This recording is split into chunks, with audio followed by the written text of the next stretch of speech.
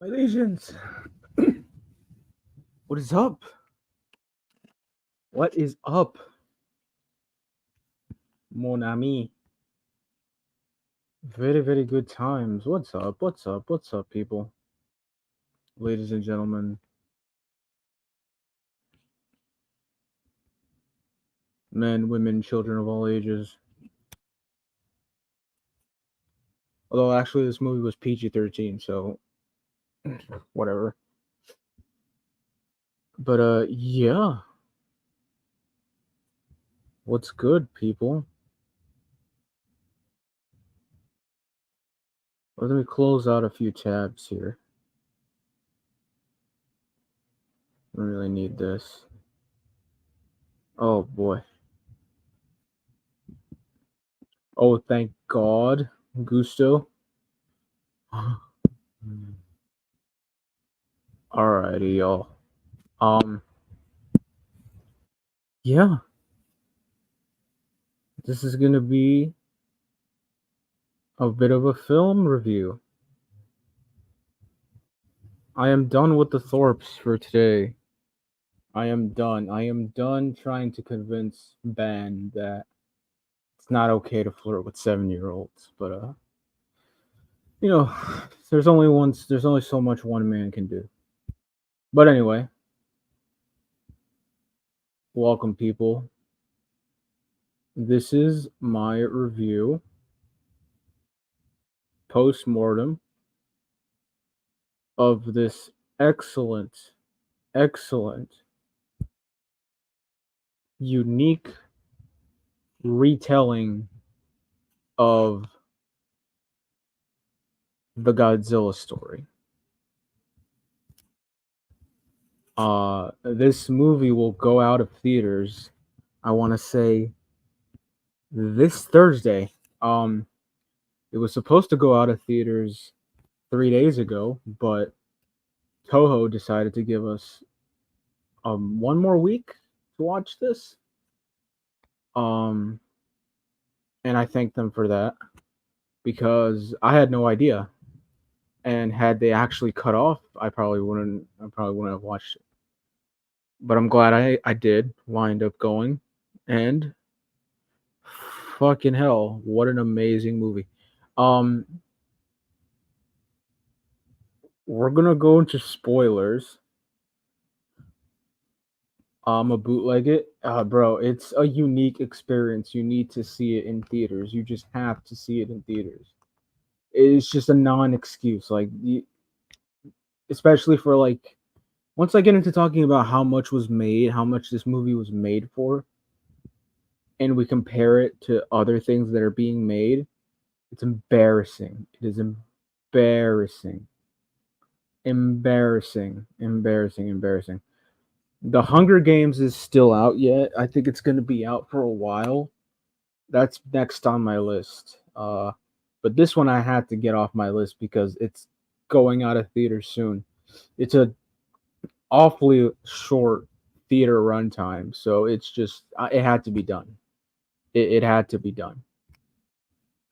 Uh, and honestly, I'm not too keen on Hunger Games because Rachel Zegler. I don't like Rachel Zegler, but I'm not here to talk about Rachel Zegler. I'm here to talk about Godzilla. All right. Now, fuck me. Where do I start with this? First of all, the movie's called Godzilla Minus One. Now, the title refers to Japan having just been absolutely obliterated, my guy, in World War II. Absolutely obliterated. People are living in ruins, vagrancy, destroyed houses, destroyed economy, destroyed military. Just a pathetic excuse of a country, right? After World War II. Vision I view, my guy. Right out of the gates from World War II, they've been annihilated, they've been nuked.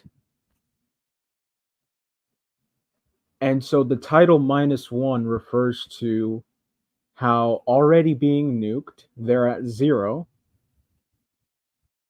And then this motherfucker, Godzilla, shows up and makes things worse. So, by that logic, since they're already at zero, you go into the minus. So that's why the film's called Godzilla minus one. Um, it's no, it's literally like it's not even funny. It's like it's literally that's the logic behind what they actually promoted it as. A devastated Japan just got out of the war, barely made it out of the war, and now this motherfucker comes along, comes fucking around, and now they're at minus. He's making it worse. Now, where do I even start with this movie? Oh my god. It's Japanese. It's everything in Japanese. Now, I know some people aren't fans of, say, um having to look down at the subtitles for like extended periods of time. They're not fans of that. I can see how that could be off-putting to some people, but I say forget that and give this movie a chance because these monster movies recently, right? These monster movies, no matter how big the spectacle is, no matter how many millions of dollars are put into it, they all have one thing in common: shitty and forgettable human characters. The human characters, paper thin, one dimensional, whatever characters. When you leave the theater, you forget all of their names. Not this movie. Not this movie. This movie manages to almost take the main attraction, Godzilla, make him become so like they don't over give you Godzilla. They don't force feed him to you. They don't give you too much of him. They give you just the right amount. And they focus on making you care about the human element. And it's a story about the will to live and the will to continue to survive. Like not necessarily see it's an opposite. The film takes a very, contrarian viewpoint to war. You know how like, it's always proud to serve your country, this, that, and the other. But it takes some more, it looks deeper into it. It says, what are we really fighting for? What is war? Like, what are we fighting for at the end of the day? Are we fighting like what are we fighting for? What are we hoping to accomplish? Like, are we dying for dying's sake? Just because it's cool to die on the battlefield, that's why we have to die? Or is there not a sense of pride in not having gone to war? Can't you just sit there and say, hey, I'm proud to not have been a part of a war? I'm proud to be here and to continue to help build the future for the people near me, right? So it takes that stance, and some people may feel one way about it. Like they're all gun ho about serving your country, this, that, and the other. But there's an opposite side to it, and which asks like, what are you really fighting for here? And in the case of Japan, it's a more specific, right? So we're gonna go into full spoilers. If you haven't seen the movie, go watch it because I'm gonna spoil the fuck out of it. So it's essentially a World War II kamikaze pilot who survives. Kamikaze pilots don't survive much. Kamikaze pilots are usually told that if your plane is damaged, crash into your enemy, burning plane and all, die with honor, serve your country, right? That's what kamikaze pilots are told. This kamikaze pilot is basically chickens out. He uh he chickens out. He he's a bit of a scaredy cat. He chickens out and he decides basically not to carry out his duty, right? So he basically pretends. So like he pretends that he goes back to base and pretends that there's like an issue with his plane, um, and basically the war just ends, and there's survivor's guilt there, right? There's lots of survivor's guilt, and that's what this guy deals with for most of the movies, just survivor's guilt. And that's what the film basically tries to, you know, talk about and explore, like this idea of surviving something, like not feeling guilty about surviving a certain ordeal, and instead of, letting that burden you, like finding something else to fight for, right? So it's basically that. See, this is what I mean by like the human aspect of it having way more depth than your average monster movie, right? Because the human element of all of it usually goes on the back burner and usually just becomes an afterthought. Like I said, like you leave the theater, you don't even know these people's names. They're forgettable. Not here, not in this movie.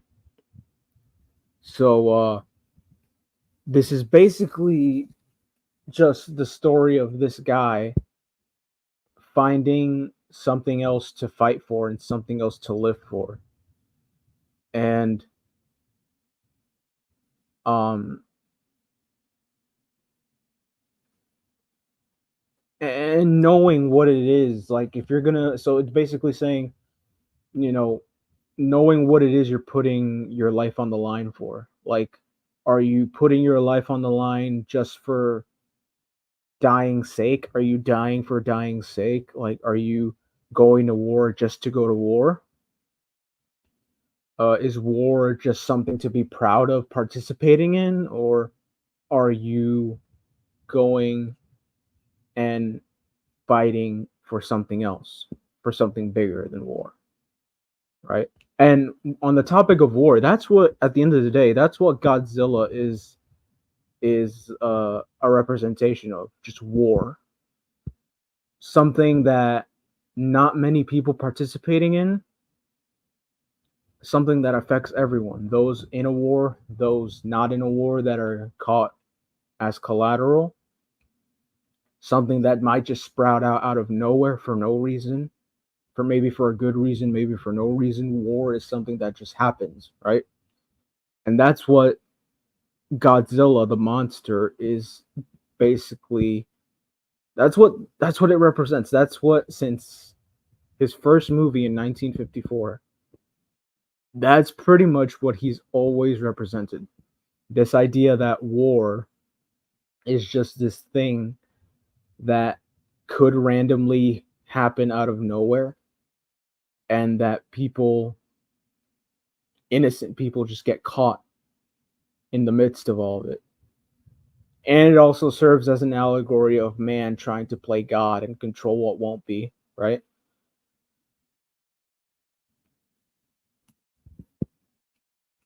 So that's this Godzilla. That's what I mean by it goes back to its roots, uh, as the Godzilla that is basically, he's not a hero. He is basically he's a bad guy. He's a bad guy. He's comes in, starts destroying shit. Whether or not he's inherently evil, you don't know.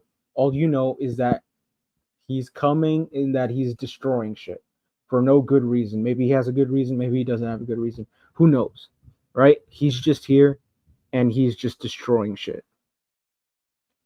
indiscriminately. No matter you're rich, you're poor, you know, man, women, children, indiscriminately destroying shit. And that's basically what war is. It's indiscriminate. It's Godzilla is pretty much the embodiment of war, right? In this movie.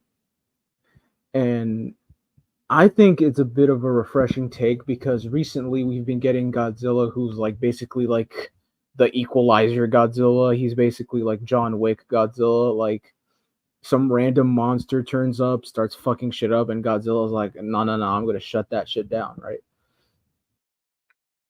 And they're cool and whatnot, right? Especially the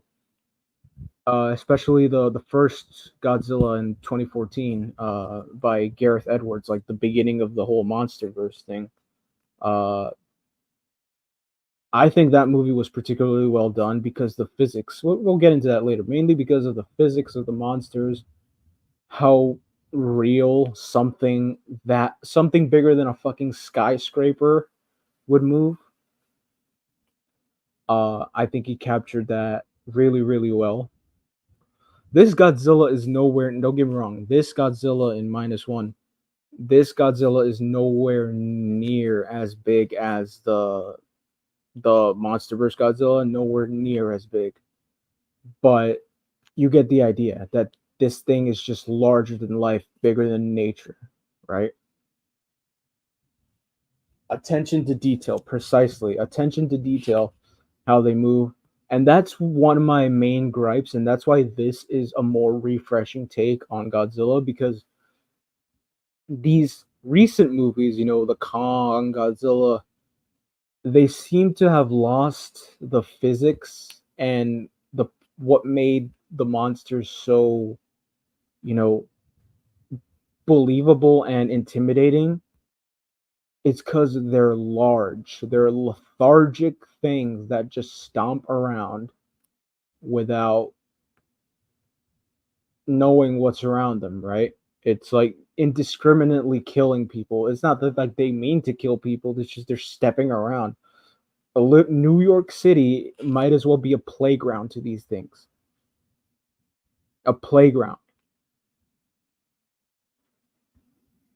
Godzilla could pretty much fart, and the wind could blow 10 blocks away. That is the scale of which these creatures. And now in the recent movies, you have Godzilla doing like freaking spinning ninja death kicks. You have Kong jumping from one place to another. You got Kong drop kicking Godzilla across like several blocks of China and shit.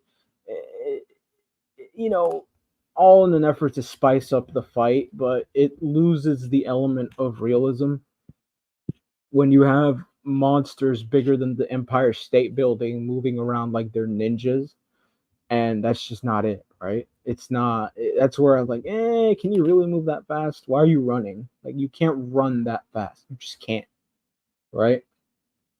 So small playground, absolutely. But and this is what makes this Godzilla -1 makes this such a breath of fresh air because it's again, this Godzilla is nowhere near as big as the legendary Godzilla, but it is realistic. He's a villain. He is there to destroy things. He's not there fighting some other animal. He's here to destroy things. And he's here to basically wreak havoc and destroy an already destroyed country, right? Even years after the war is over, Japan is literally a poor excuse of a country. And here comes this big monstrous thing ready to make it worse, right? And it's a scary thought, right? Something you can't control just comes out of nowhere and just fucks your shit up. I did miss the backstory. Z Lab made was it born that way? So I'm going into full spoilers here. So in this film, Godzilla has a very it's basically a retelling of the original story with very few differences, right? There's a few differences. Or its own unique tale. It's basically the same gist, right? Post-war Japan, Godzilla comes knocking, fuck shit up. People have to try to find a way to stop him, right? So he's already this big, freakishly weird lizard, right? Still nothing out of mankind, right? Still nothing feasible. But he's smaller, right? He looks like a reptile. He's about the size, I want to say, of maybe a large house at the very beginning. And then it's not the nuclear bombs dropped on Hiroshima, right? It's not that. It's the nuclear testing. The United States tested a bunch of shit near Japan, in and around that area. The testing, right? Near the oceans and shit like that, right? The testing is where this guy mutated into what he is now. Now he's bigger than a building. Now he can basically what you see in front of you right now. That's when he mutates, right? So he was already a funky looking creature, but the nuclear testing just made him worse. It made him worse, and now he's this monstrosity, right? That people have to stop. Um, so yeah, now I want to focus on for a minute here. Like again, I'm going to go back to the human element of it. The human element is amazing because, um, again, it's the story of what is one really fighting for? Are you fighting just to die? Because dying is cool, or are you fighting to preserve someone else's future? And so this guy basically, after being after coming back from the war, right? And basically he's basically has to hang his head in disgrace, right? Because no kamikaze pilot should come back alive. That's the thing, right? It's like you didn't die for your country, you didn't die for the war, right? So in an already destroyed Japan, right? He runs into this lady, this chick, right? Who's carrying a baby that's not hers.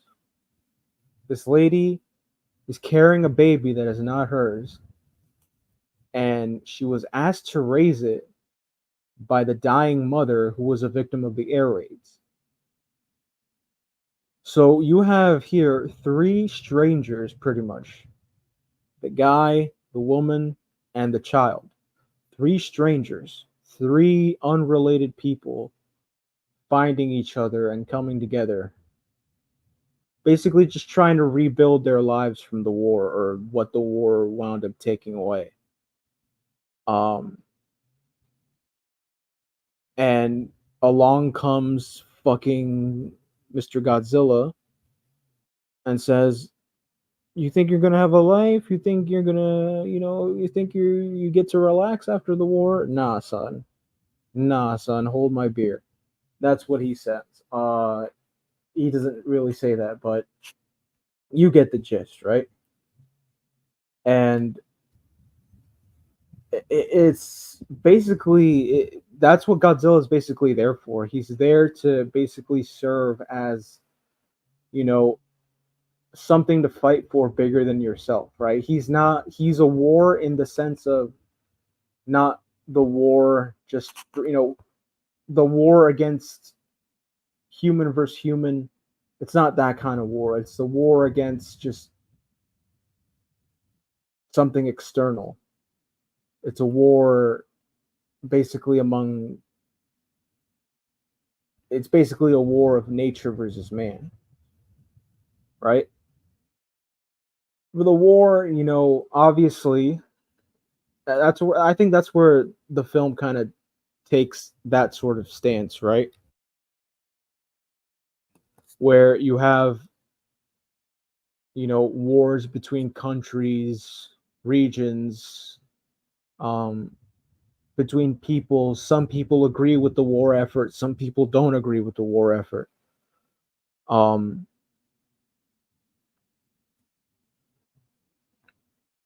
like some people agree that it's some people take pride in dying just for the war effort, just to die. Others don't see it that way. Some people think it's more important to try and stay alive and preserve someone else's future or the country's future. Dying just to die, some people think it's cool, and some people think it's some people you should strive for something more, right? And that's the film takes one side, but it doesn't outwardly and inherently say that, oh, fighting for your country is wrong, right?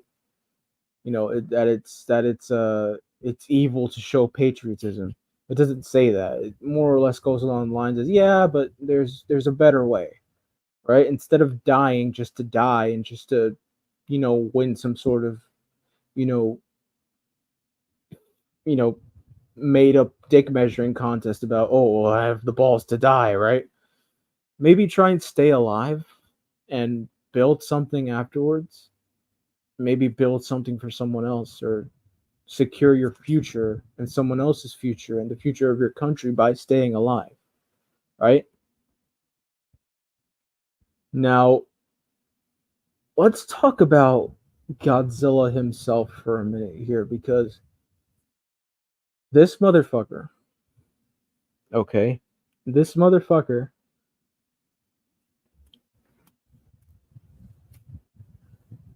very rarely do I, very rarely do I shout out loud in a theater.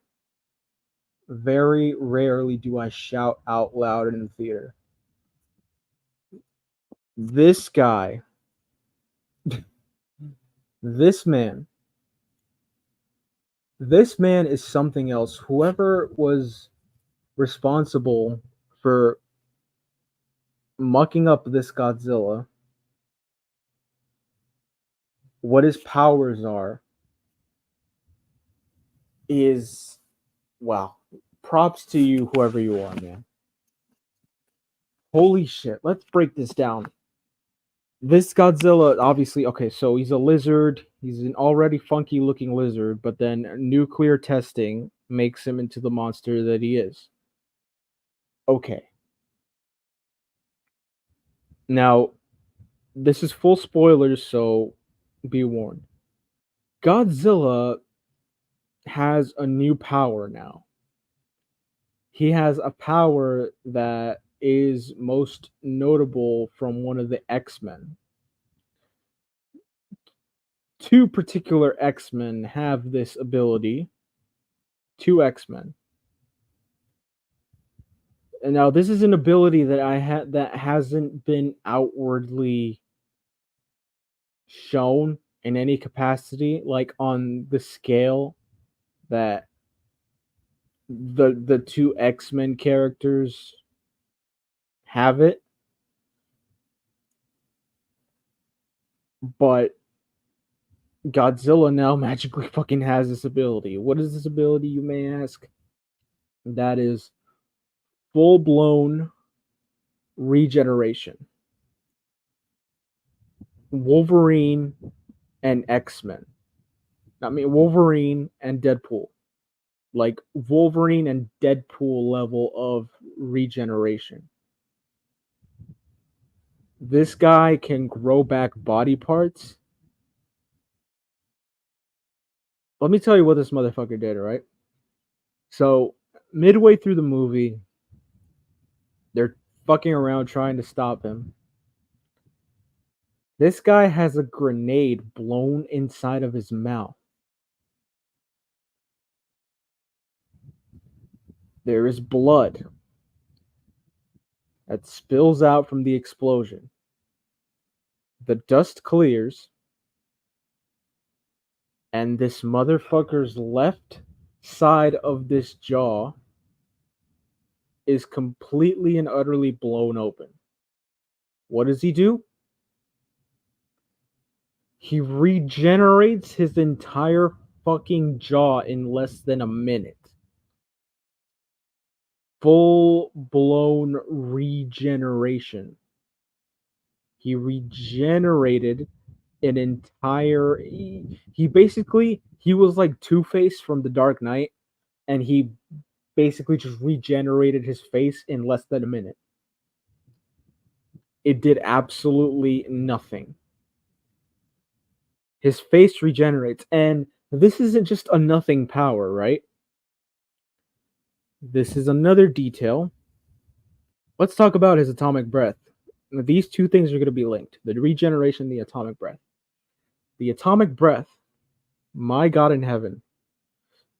Usually, what people see in the atomic breath is a very concentrated beam of energy, right?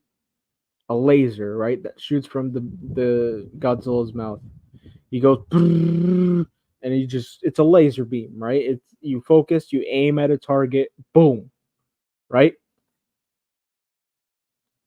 That's what it is. Now, this is similar, but completely different in the sense that we're talking about we call it atomic breath, but it's literally just a laser beam. That's what I've always found. That's what I've always found curious about it. We call it atomic breath, but it just looks like a laser beam, right? It's just a laser beam. This this atomic breath that this guy has, he puts the atomic back in atomic breath. Let me describe it to you. He charges up. The scales on his back actually pop out and turn blue. They pop out of his back. They pop out maybe a few millimeters off of where their original positions were. They pop out like a scale. He takes in energy, right? Or oxygen or whatever. He takes something in to charge it up. He takes some air in. He charges up. And what he unleashes is okay. This motherfucker shoots out this ginormous beam that now it's not a concentrated laser, right? So previous. Let's use Monster vs. Godzilla for example. Monster vs. Godzilla is a concentrated laser, right? You can just shoot, right? This one is more of a zap, right? It's like a 1-2 second instantaneous zap of like a huge laser beam. Except this zap makes whatever gets shot explode into a nuclear explosion, a mini nuke. His breath is basically a mini nuke. Because even just the shockwave created from him shooting that thing out is more the wind from that shockwave that is created when he shoots it out. Not even the blast, right? Not even what gets hit, right? The wave from the beam being expelled out of his mouth, the winds are faster than I'd say Hurricane Katrina. That's just the beam, right? Now, what gets hit and the explosion that happens because of what gets hit, boy, oh boy, this it's a mini nuke. It's a mini nuke. He shoots out the thing. The energy alone, just from shooting it before anything actually gets hit, has more wind speed than Hurricane Katrina. Now, whatever does get hit, it's basically a mini nuke.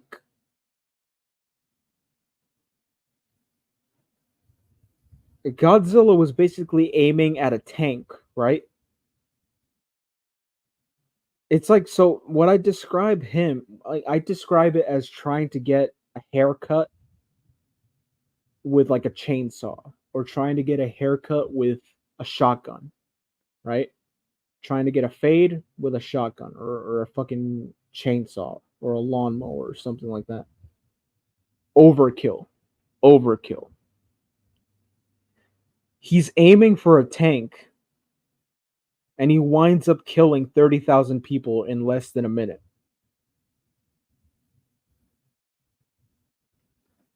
He winds up shooting at that tank, and the outward energy that's expelled from the explosion destroys everything. Pretty much like a mini nuke. Like a mini nuke.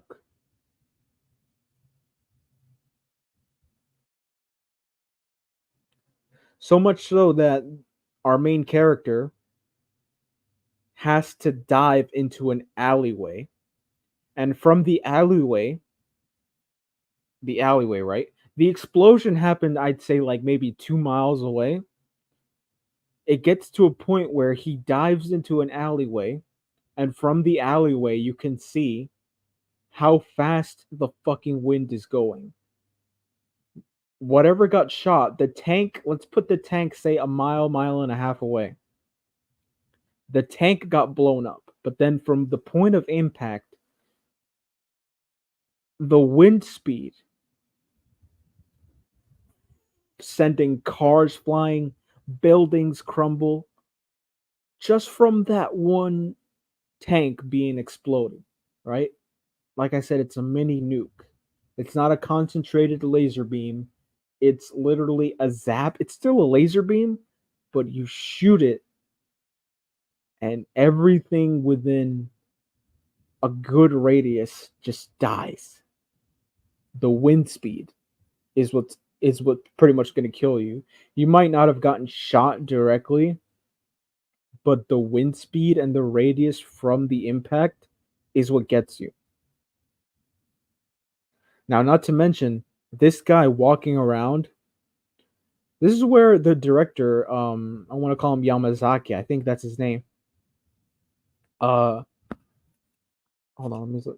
That's this one director, Takashi Yamazaki, right?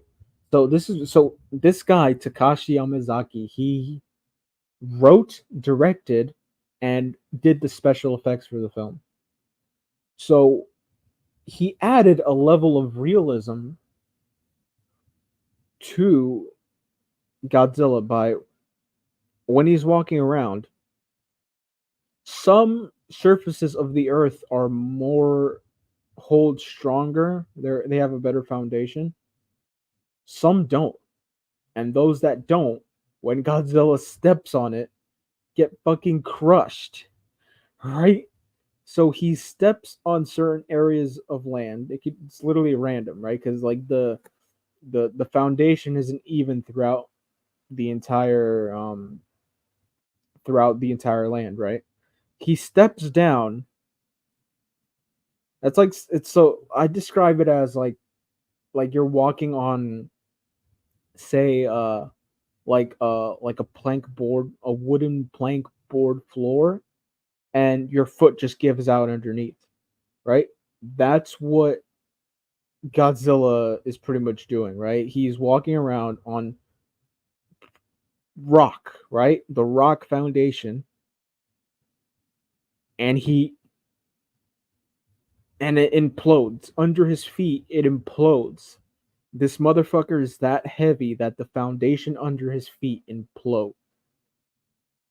And once it does implode, everyone under his feet or in and around his feet, it's so bad that when his foot implodes into the ground, it sends out a mini shockwave that sends everyone near his foot. He doesn't necessarily have to step on you to kill you, right?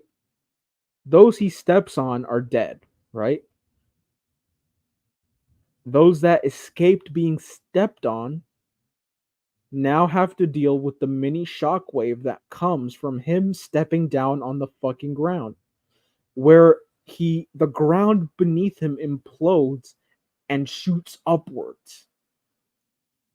So he doesn't have to necessarily step on you to kill you. All he has to do is step near you, and it will cause the ground to implode and shoot upwards that you're already on.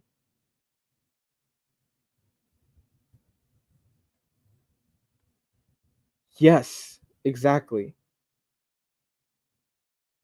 It's a more intense way. It's a more intense way to describe, like, legendary Godzilla. Legendary Godzilla is probably like 4 times bigger than this Godzilla, but no one ever shows how literally a monster that big will more than likely just implode the ground beneath him, right? With every step he takes, at least, on the less kind of less like the weaker foundation of Japan, the ground implodes everywhere around him. It implodes. People are shot upwards. So he doesn't even have to step on you to kill you. Right? Now, back to his atomic breath. Again, his atomic breath is like a mini nuke. It shoots out, and everything around him just gets decimated. Obliterated, my guy. Obliterated.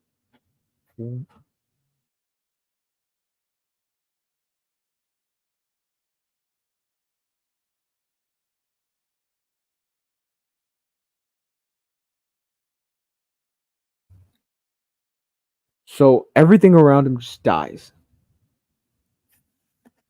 Now, this in particular, I found a really, really creative and very unique addition to what his power is.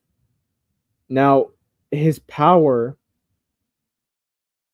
the atomic breath, yeah, it kills people, right? It's a weapon, but it hurts Godzilla too. It hurts him too. That's one smart way. If you want to nerf a superpower, this is one way of being smart at nerfing someone's superpower. The laser beam, the atomic breath, you nerf him, he can't use it all the time. Why? Because it hurts him too.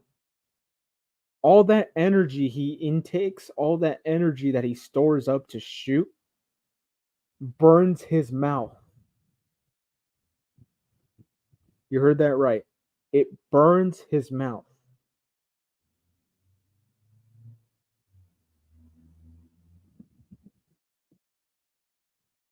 So he needs to wait until his mouth, it burns through his mouth. Let me say it again. His mouth's wide open, he's shooting at it, but then the force and the power of him firing off that beam destroys parts of his mouth. And he has to wait until his mouth heals to do it again. It's nasty. It's incredibly nasty. But once they showed it happening, I was like, oh my god. So he shoots it. The smoke clears, you see that his mouth is reforming because it's hurting him as well. His mouth is forming again, like the parts that were burned by him shooting off that beam.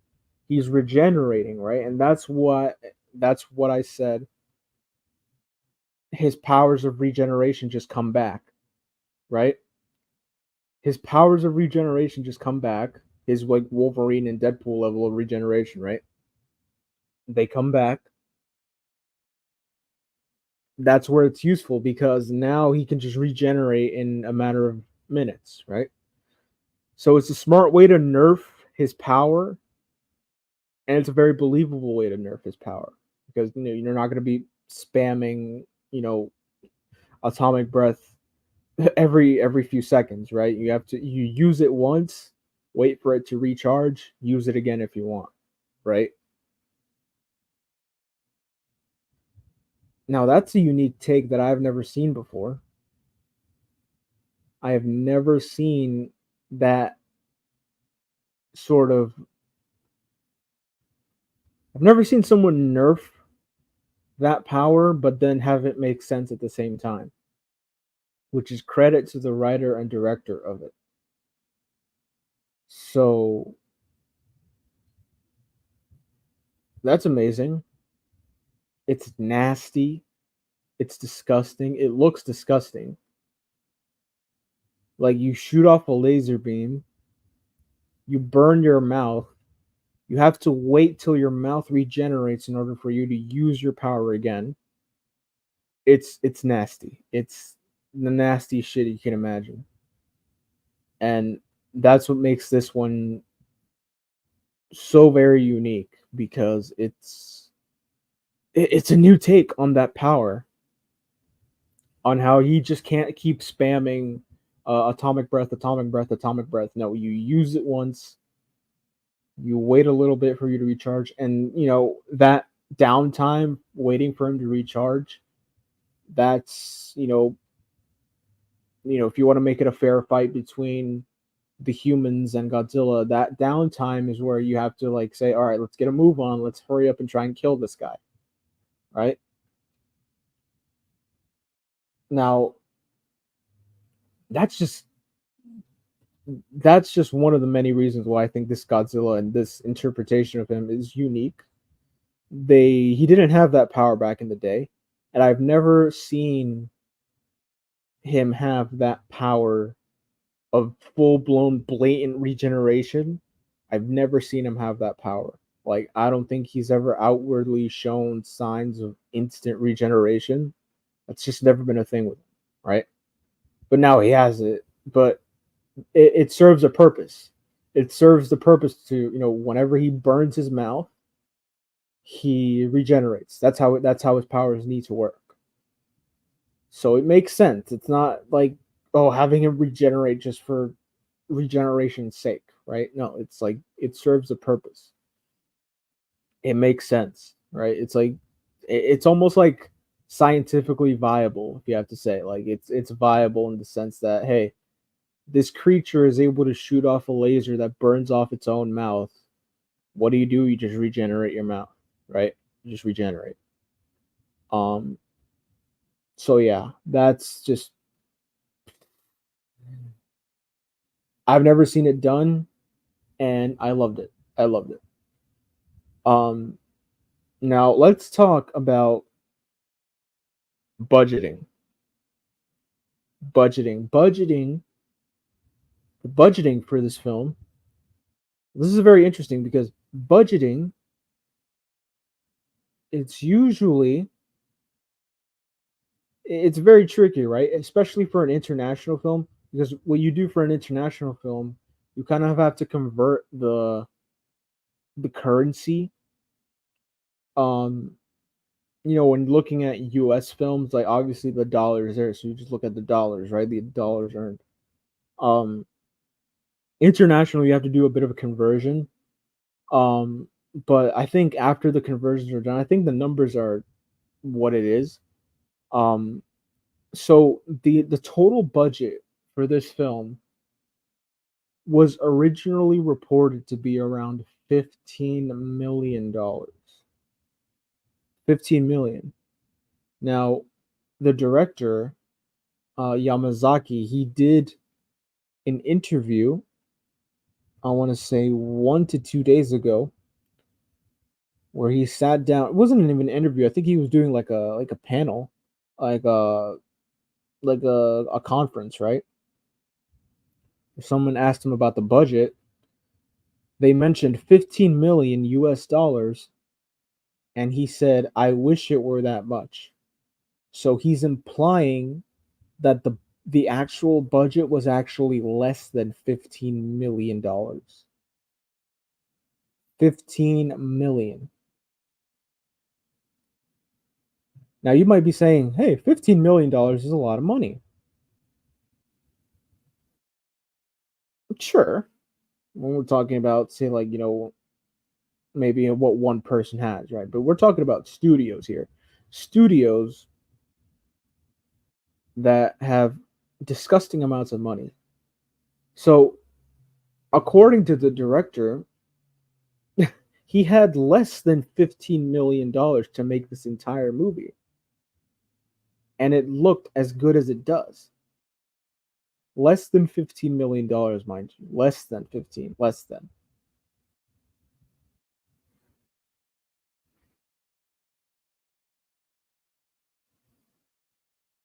Now, film strictly for theater releases, right? Strictly for theater releases. What I don't think this calendar year,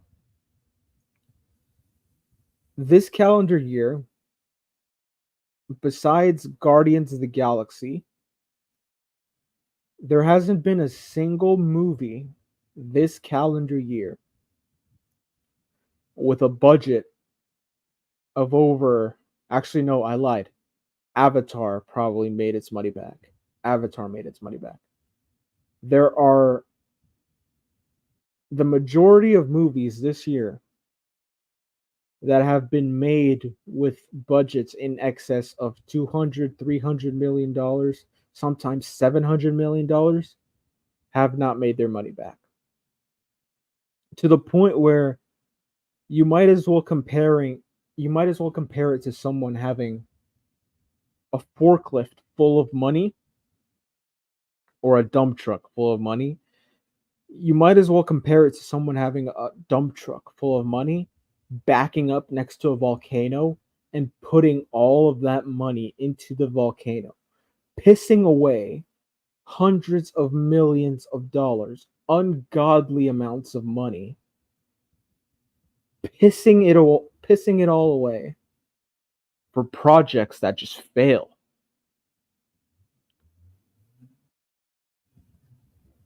It's disgusting. See, before I used to judge films on how much they make. Like, oh, that movie only made, let's use an example. Uh movie A, movie A made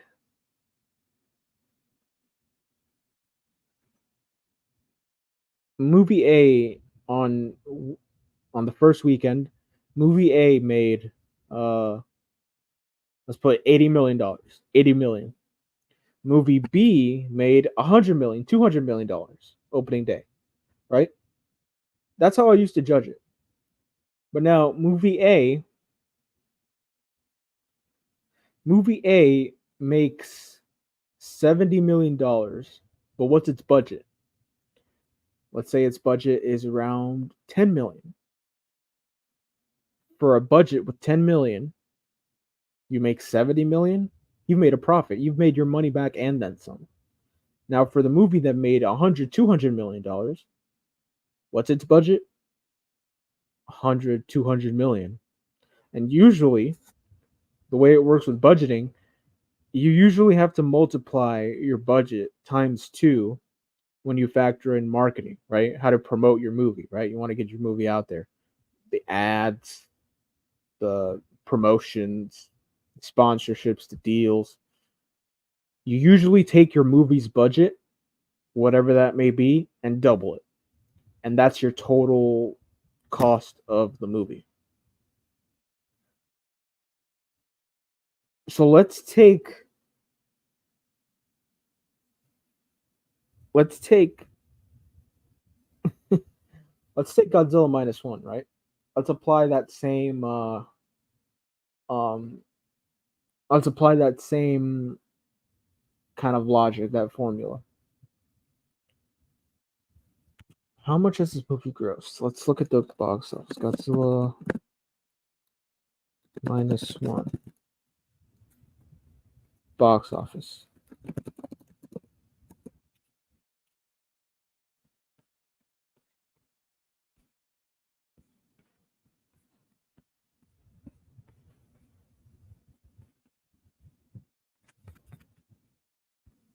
There you go.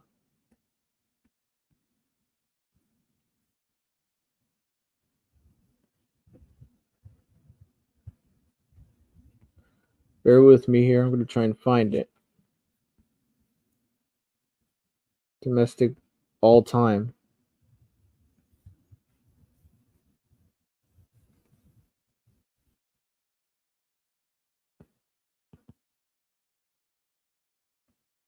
Daily, monthly, quarterly, international. Hold on. Let me find these. Bro, why is it so hard? Oh, here we go. Domestic with a $15 million budget. Domestic made 25 million. Let's 15 times 2, 30, right? So domestic alone has been 25 million. Internationally, 26 million. So worldwide, that would make that around 50 million. So 15 times 2, that's 30 million. And it's already made 50 million. So it's made its money back and a little bit more. Now you want to compare it to something like the Marvels, right? Marvels.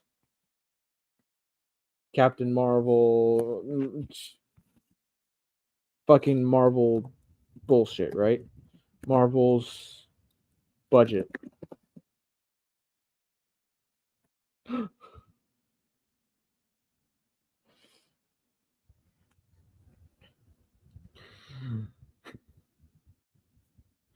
Oh boy. So the Marvels with a $274.8 million budget. You multiply that times 2. Let's put that around the 500 mil. So before even thinking about making breaking even, before even thinking about breaking even, you kind of have to cross in for the Marvels. The Marvels has to cross $500 million in order to even think about breaking even. And thus far, it's only made $200 million worldwide.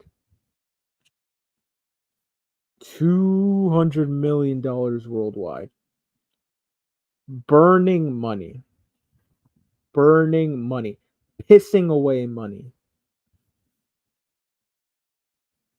Pissing away money. Spoilers done? Yes, spoilers are done.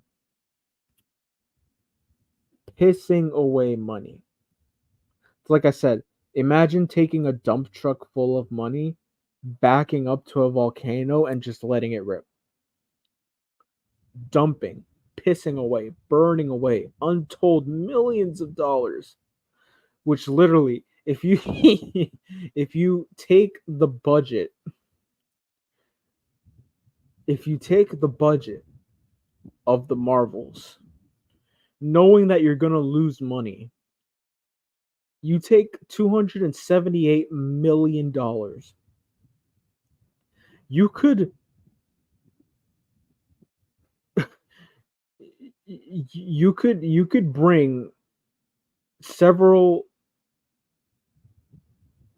you could lift several towns, several dirt poor towns in parts of Africa, or any malnourished town, any destroyed or downtrodden town of any country in the world, Africa, Asia, these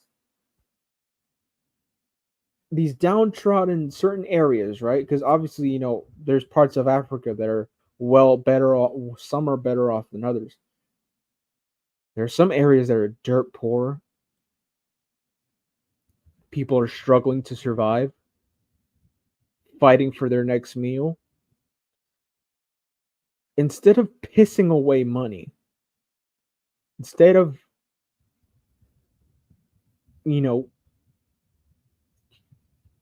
throwing away money, 278 million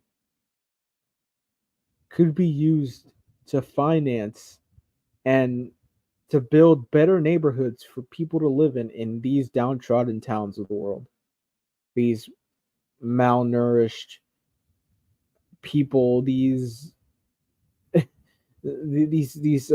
communities that have very little resources. That money can be used to bring them back from the brink, to refinance certain communities and to build better lives for people.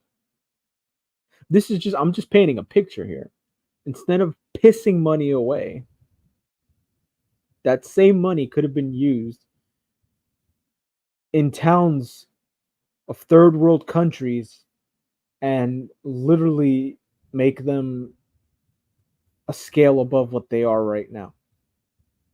It's embarrassing how a movie with a small budget of 15 million we're not talking about making more money, right? Making more money than it's not about that, because you could wind up making 700 million at the box office, right? Worldwide, but your budget was 600 million, right? So you're looking at around having to make more than a billion to break even. So if you're not breaking even, how much are you winning exactly? Like, how much money haven't you pissed away? How much money haven't you let go to complete waste? You're literally burning money. That's what you're doing. You're burning money in front of people. It's like at some point these people in these high corporations are gonna realize that they can't just keep pissing money away. You can't do it. It's not a sustainable business method. You can't sit there and say, "Oh, fuck the fans. Who cares what they think? We're going to keep pumping out the kind of content we want to pump out." But once you figure out that going that route and doing that means less people are going to show up and pay for what you have to offer, your money's going to run out. It may not seem like it right now. Right now, it may not seem like you're ever going to run out of money. But the day that you run out of money, I dare you to ask, "Oh, how did this happen? How did this happen?"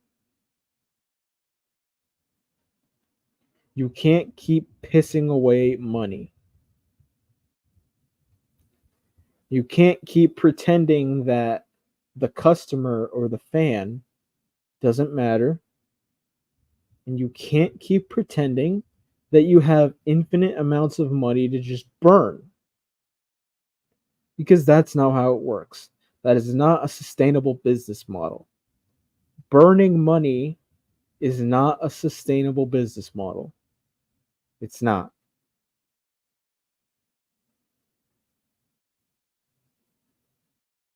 This small little studio, Toho, with the director himself is saying less than $15 million worth of money in US dollars, less than 15 million to work with.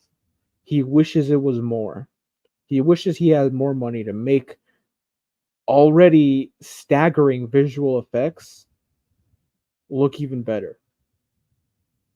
This is what they did with $15 million. Production, directing, location scouting, visual effects, sound design,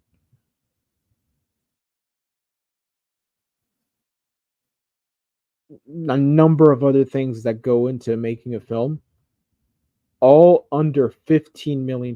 So $15 million wasn't even the actual budget; it was less. The director's like, "Oh yeah, it was less, right? Less money."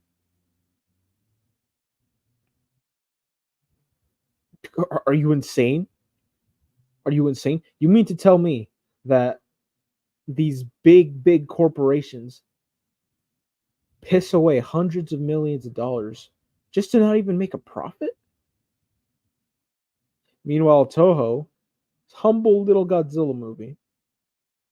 I want to call it humble little Godzilla movie because it's fucking doing amazing right now. 50 odd million worldwide. It hasn't released. I know for a fact that it has not released in certain big areas of the world. The UK, I don't. It hasn't gone active in the UK yet. Certain parts of Europe, this movie has not gone active yet. Hasn't gone on theaters yet. Hasn't done it. It's still not out in certain parts of the world. So that being said, this has the potential to make a lot more. It's This movie has already made its money back and then some, right? So it can only go up from here. That's literally the only place it can go. It can only go up from here. You've already made your money back. Now it's all how much profit can you make, right? That's the goal ultimately, to make a profit. It's not in any studio's best interest to just piss money away. That's just not how it works. These movies with budgets of over 300, 400 million dollars that wind up losing money in the long run. Why? Because hidden agendas, political messaging, whatever you want, things that people are just sick and tired of. They don't want it anymore. They refuse to pay for it. And now you're left with like a $700 million hole in your pocket. Why? Because you just refuse to accept that kind of need to give the fans what they want, or else they're not going to pay for your product. And how Western culture and Western media and Western big corporations and organizations have been pretty much outdone and put to shame by a humble little Japanese film company called Toho that specializes in monster movies, for God's sakes, monster movies. And the monster in this movie is barely around. His appearances are sporadic, but whenever he appears, it's powerful. And you focus on creating believable and deep human characters, which to bond with. You're with them for a time, you grow to care for them. That way, when the monster shows up and starts killing people, you actually care about what happens to these characters, not these one-dimensional, you know, paper thin characters that we get in in Western media, in in US made movies. No, no, that kind of formula. It's a tried formula. It's failed. It's failing now, and it's just gonna wind and lead up to more humiliations. Because don't get me wrong, ladies and gentlemen, this is a humiliation by Toho on Western media. This business model of just ignoring the customer and pissing money away, it's gonna it's not a sustainable business model, and it may not look like it right now, but no one has infinite amounts of money to spend. No one, not even the most filthy rich people, have infinite amounts of money to spend. They don't have infinite amount of money to piss away. So I guess it's just down to Toho, and while remaining humble as fuck, just absolutely putting Hollywood and Western culture and Western media to absolute shame in this small budget, yet making a relatively small film, yet the impact is very big. Very, very big indeed. So I'm going to keep this short. It's been a little bit over an hour. Thank you all who tuned in. Appreciate it. More movie reviews to come out soon. And peace out.